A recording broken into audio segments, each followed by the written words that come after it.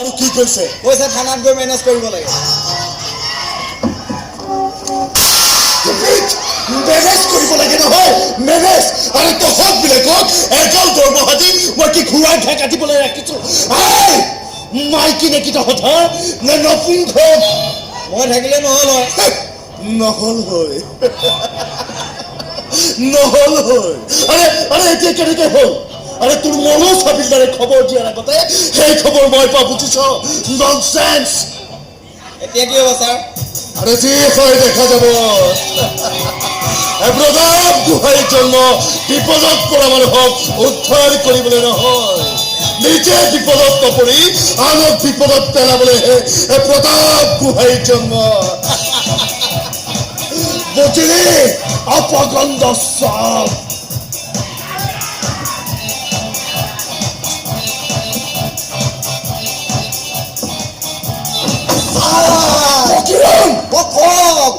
খং নানা খং কিনিবলৈ যাওঁ খং পুৰ অভিমুখে আমি আগুৱাওঁ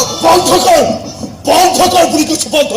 কৰ য'তে খং পাওঁ মোনাত বঢ়াওঁ সেই খং মৌজাদাৰৰ ঘৰত ছটিয়াওঁ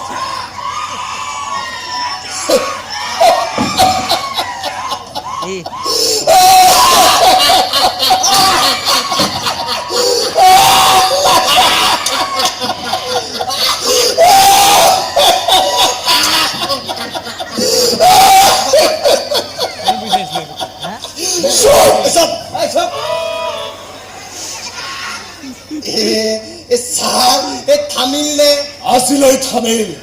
চলা এই খংটোক যিমানে থবাবলৈ চেষ্টা কৰো সিমানে উঠিয়ে থাকে মই আহি নোপোৱালৈকে আপুনি কিন্তু যাজুৰা নহয় ফাকিৰাম ফাকিৰাম নহয় ফকিৰাম বুজিছ ফকিৰাম ফাকিৰাম আকৌ ভুল ঐ ফা নহয় বুজিছ ফ এই ফকিৰ আৰু ৰাম দুয়োটাই সন্ধি কৰি লৈছো এই নাম তাৰ মানে আৰু কি চিন্তা আমাৰ এই ৰামৰ মানে নহয় আমাৰ ছাৰৰ এই ফকীৰ মানে অৰং দৰং ঘূৰি ফুৰা মানুহ ময়ো ঠিক তেনেকুৱাই বুজিছ সেই ফকীৰাম এতিয়া বুজিল তো যা আজি পৰা ভুল নকৰিবি যা কামটো হ'ল নে ফকীৰাম কিয় নহ'ব ছাৰ কিয় নহ'ব আপোনাৰ বুদ্ধি মোৰ টকা মানে নহয় ছাৰ নহয় আপোনাৰ খং মোৰ কথা খাই কিবা পাক খাই পিছলি পৰা হ'ল কথা বহুত জেং আৰু তই যিহেতু ভাই কথাবোৰ ঠিক তেনেকুৱা পাক লগা হ'বই ছাৰ মই পাক লগাব নোখোজো নহয় কিন্তু কথাই নিজে হাত পাক খালে মই কি কৰিব পাৰো মোৰ যেনেৰে ভাইক কি হ'ল মাটি বেছি বনে না ছাৰ আপুনি কিনিবনে না কিনে যদি বিক্ৰেতা আপোনাৰ পদূলিত চাম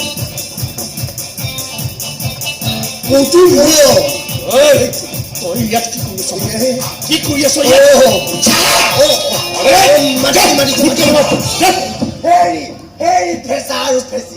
কি কৰিছে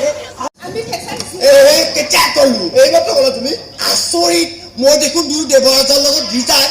ইন্দ্ৰ আৰু শশী বুলিহে মাতিছো ছাৰ মই মিছা কলো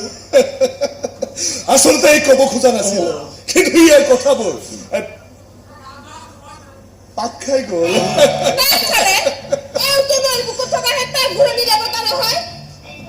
দেখিলে মানুহজন নেলাগে দীঘল ভূত যেনে লাগে আচলতে এই কথাবোৰ ইমান পাক লগাই কয় নহয় কিবা ক'ব খুজিলে কিবা ওলাই যায় পাতি বাই আপোনালোকে বেয়া নাপাব নাই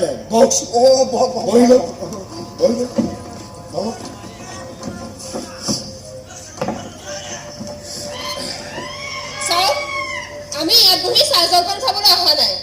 বিশেষকৈ ফকীৰ আমাৰ সৈতে কথা পতাৰ পিছততো টেঙাও খাব মন নাযায় তিতা খাব নেকি